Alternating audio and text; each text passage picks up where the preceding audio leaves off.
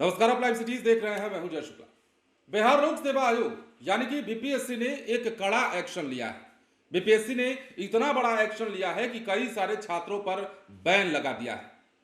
अब आपको पता है, बीपीएससी 17वीं परीक्षा को लेकर जो मामला है, जो विवाद है, वो आज तक थमा नहीं है और ये मामला सुप्रीम कोर्ट में जाने के बाद हाई कोर्ट में भी है। इस मामले पर खूब सियासत भी हो रही है और अभ्यर्थी अब भी री एग्जाम की मांग कर रहे हैं। लेकिन अब बीपीएससी ने एक कड़ा मैसेज दिया है, एक कड़ा एक्शन लेते हुए कई छात्रों को बैन कर दिया है और कार्रवाई तो यहां तक की गई है कि छात्र को आजीवन के लिए, आजीवन मतलब जीवन भर के लिए भी बैन किया गया है। इसमें एक छात्र है, लेकिन अन्य छात्रों को कितने साल का बैन लगा है वो हम आपको बताने जा रहे हैं। बीपीएससी ने 17वीं संयुक्त परीक्षा में धांधली और अनियमितताओं के मामले में 13 उम्मीदवारों को आयोग की परीक्षाओं से वंचित कर दिया है। इनमें से 12 उम्मीदवारों को 3 साल के लिए प्रतिबंधित किया गया है, जबकि एक को आजीवन के लिए आयोग की परीक्षाओं पर प्रतिबंध लगा दिया गया है। परीक्षाओं में यह शामिल कभी नहीं हो पाएगा। इसके पीछे आयोग ने तर्क दिया है कि यह कार्रवाई परीक्षा प्रक्रिया की पवित्रता बनाए रखने और भविष्य में ऐसे मामले को रोकने के लिए की गई है। अब बीपीएससी के परीक्षा नियंत्रक ने आधिकारिक वेबसाइट पर सूचना जारी करते हुए बताया है कि यह निर्णय सीसीटीवी फुटेज, तकनीकी साक्ष्य और गहन जांच के बाद लिए गए हैं, जिसमें पटना के बाबू परीक्षा केंद्र और समस्तीपुर के एक केंद्र से जुड़े प्रमुख मामले थे।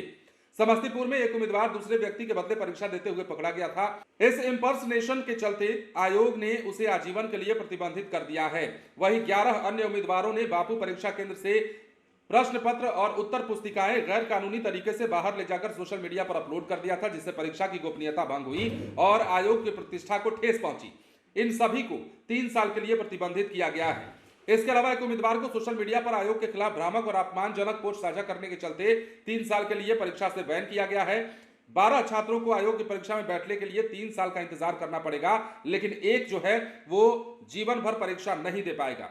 बहरहाल 17वीं प्रीलिम्स परीक्षा को रद्द कराने को लेकर पटना के गर्दनी बाग में 2 महीने से अधिक समय से अभ्यर्थी प्रदर्शनरत हैं। अभ्यर्थियों के एक समूह की ओर से पटना हाईकोर्ट में भी याचिका दायर की गई है। इस संबंध में सुनवाई जारी है। इसी बीच आयोग ने मेंस परीक्षा की तिथि की भी घोषणा कर दी है। 25 से 30 अप्रैल के बीच यह परीक्षा होगी और ऐसे में बीपीएससी की ओर से कार्रवाई करके यह मैसेज देने की कोशिश की गई है कि परीक्षा में जो भी धांधली करेगा, परीक्षा में जो भी सेंध लगाएगा, उसको बख्शा नहीं जाएगा। बीपीएससी की परीक्षाओं में जिस प्रकार की अनियमितता की खबर सामने आई है, आती रही है, जब से पेपर लीक की घटना सामने आई है, हम इसकी बात नहीं कर रहे हैं। हम सबसे पहले वाली की बात कर रहे हैं, जब बिहार के इतिहास में बीपीएससी का पेपर पहली बार लीक हुआ था।